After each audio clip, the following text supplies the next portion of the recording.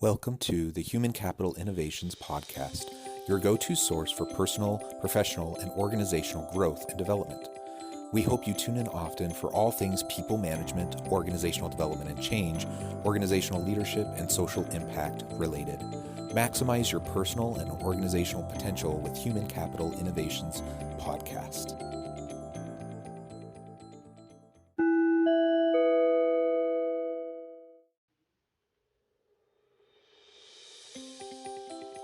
Welcome to the Human Capital Innovations Podcast.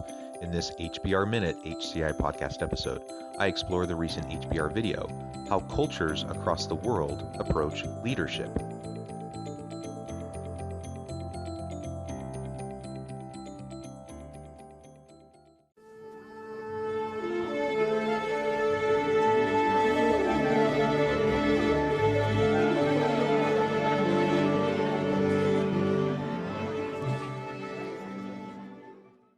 Welcome back to the Human Capital Innovations Podcast. It's great to be with you again today for this HBR Minute HCI podcast episode. Today I'll be exploring the recent HBR video, How Cultures Across the World Approach Leadership. Long story short, they vary in difference in decision making. For more, you can read Being the Boss in Brussels, Boston, and Beijing. I'm excited to explore this short video with you, and I'll catch you on the flip side of this first clip.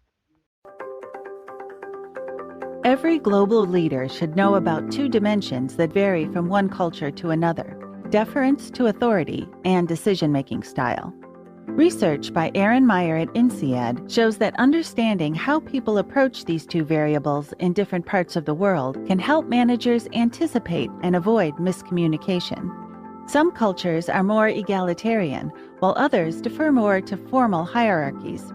But the second dimension, a culture's approach to decision-making, can be surprisingly independent of their views of authority. U.S. workers, for example, despite their more egalitarian culture, rely on the boss to make quick decisions that may be changed or readjusted frequently.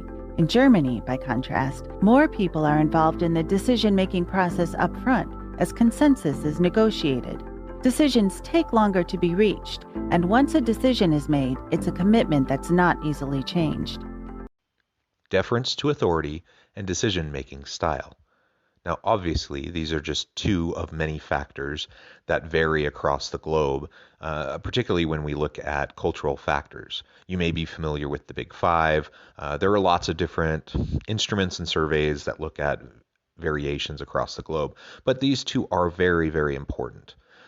Let's not forget, though, that there's also socioeconomic factors, geopolitical factors. Culture is just one piece, and various styles and approaches to leadership is really just one piece. So I want to share that by way of caveat. But that said, these two factors are extremely important. The research has borne out over and over and over again that these two are quite predictive of variations we see in organizations and how effectively organizations function. So as we go throughout this short video and break it into clips with my commentary, I'll just be exploring these specific factors, obviously recognizing that there are other pertinent factors as well that we're not going to get into in this episode. By comparing these decision-making norms to a culture's attitude towards authority, four basic leadership styles emerge. In cultures that are both consensual and egalitarian, decisions are often reached through lengthy, ongoing discussions. The boss is a facilitator, not the decider, and you shouldn't rush things because once a decision is reached, it will be difficult to change. So these two factors can create four different distinct styles. And the first being when you have consensual and egalitarian approaches to decision-making and leadership style within organizations, it's going to be a longer drawn-out process to go through the conversations that are needed to come to a joint consensual decision, really seeking input from everybody and ultimately shooting for consensus as opposed to the leader just specifically laying out their own ideas and dictating what everyone else needs to do. This is, of course, one distinct style, has its pros and cons. In consensual, hierarchical cultures, deference to authority is strong, but decisions are made by groups, not individuals. Invest more time in developing the agreement of others before coming to a group decision. Your team will defer to your instructions, yet desire and expect to be part of the decision-making process. With the consensual hierarchical style, you're looking at something a little bit different. You're still looking for some form of consensus, but deference to authority is much higher, and people are still looking towards the organization and the leadership to lay out the framing of what is going to be most important. So seek out the input from people in advance of meetings, try to work behind the scenes, and then ultimately you come to the meetings, you have some discussion, and then the leader lays out decisions and people follow. In top-down hierarchical cultures, the boss is both the clear authority figure and the individual decision-maker. His decisions will be followed without pushback. Be clear about how you want to be treated, and be sure to explain when you want input or feedback. Otherwise, your suggestions could be interpreted as orders. Top-down hierarchical cultures, the boss is the boss. People are going to follow, and seeking consensus isn't seen as important. And ultimately, you probably have to work harder to seek out input from everyone in the organization. Otherwise, you're not going to get the kind of input that you want, because people are going to, by default, wait for you to decide and tell them what to do. Now, personally, I think this style is not particularly effective in most cases. I think it can cause a lot of harm. It often results with not having psychological safety in the organization. And usually what ends up happening is a boss isn't getting the type of input that he or she wants or needs to make good decisions on a regular basis. This style works particularly well in times of crisis, where you need to make fast decisions. But otherwise, I would say this is one you probably don't want to go to too often.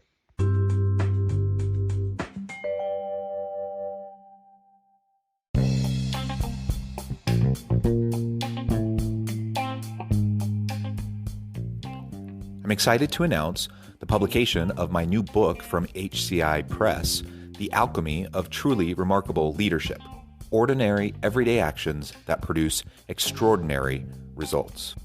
Consider how the nature of work has shifted over the past 50 years. With increased globalization, rapid technological advancement, and the shift in economic composition, the average job of today looks very different than the average job of 50 years ago. What will the jobs and organizations of tomorrow look like? Moreover, what does this all mean for organizational leaders? What are the core competencies and capabilities of organizations and their leadership that are prepared for continued disruption and geopolitical and socioeconomic shifts? Regardless of what the future holds, increasingly, leaders need to be socially minded, data-driven, decisive, champions of talent, and disruptors of the traditional notions of leadership, teams, organizations, and work. The Alchemy of Truly Remarkable Leadership will help you to explore your own leadership competencies and capabilities and consider ways to apply and implement them into your workplace and personal life.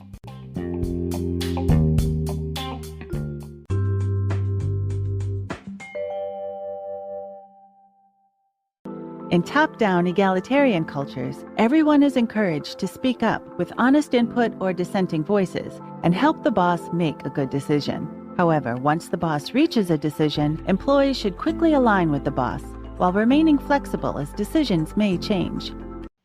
Top-down egalitarian cultures, you still have the hierarchy, you still have the deference to leadership, and looking towards the boss for the ultimate decision.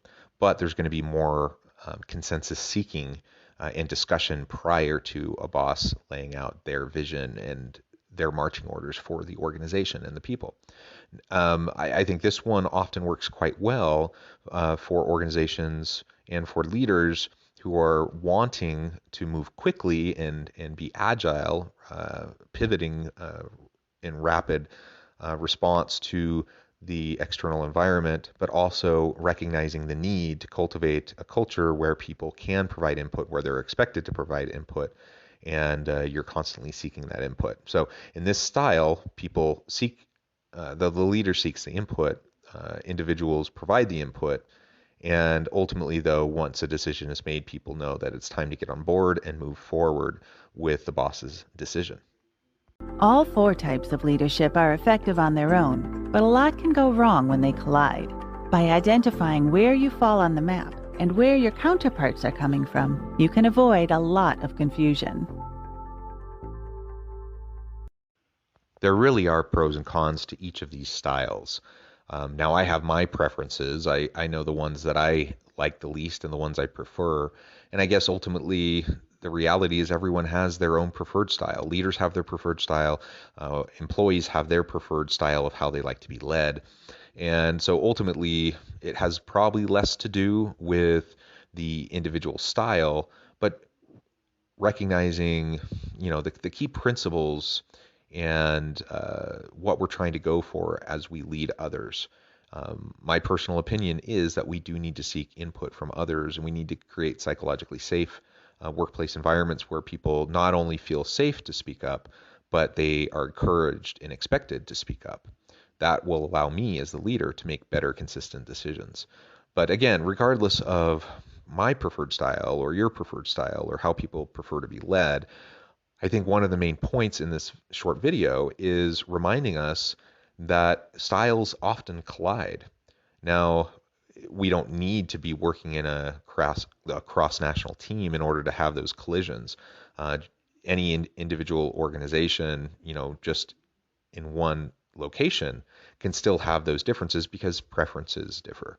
But the challenge is even greater when you have cross-national teams, when you have a distributed workforce, and you have people with vastly different preferences. And when these styles collide, then you can have lots of miscommunication and frustrations. And so we have to be clear-eyed about the pros and cons of each. We have to be clear-eyed about our communication and how we express to our people what is expected of them when decisions are being made and the type of input that they are expected to provide or not provide in a particular circumstance. Ultimately, we need to remember the importance of navigating cultural difference with our diverse teams. We need to recognize and understand and value and honor the attitudinal and preference differences across our teams. And regardless of the specific styles that we end up choosing, we just have to seek to treat everyone with dignity and respect and help everyone to feel valued, welcomed, needed, wanted within our organization. And as I started, obviously there are many other factors that also play a huge role in terms of how organizations can be successful and how they can work cross-nationally, across cultures, geopolitical and socioeconomic differences across countries and regions of particular countries. Ultimately, it's complicated, but when we start to think of these sorts of simple taxonomies, it can be helpful as we try to make sense of these complex differences. Thanks for joining me for this episode of the Human Capital Innovations Podcast. As always, I hope you can stay healthy and safe, that you can find meaning and purpose at work each and every day, and I hope you have a great week.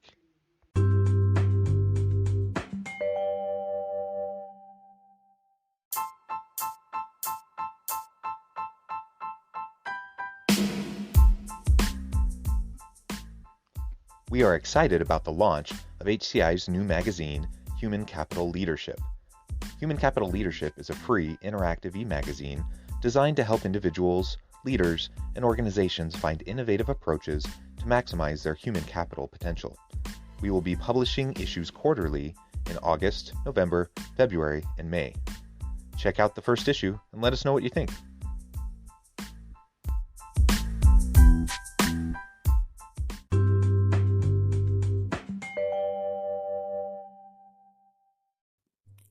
Thanks again for joining us for this episode of the Human Capital Innovations Podcast.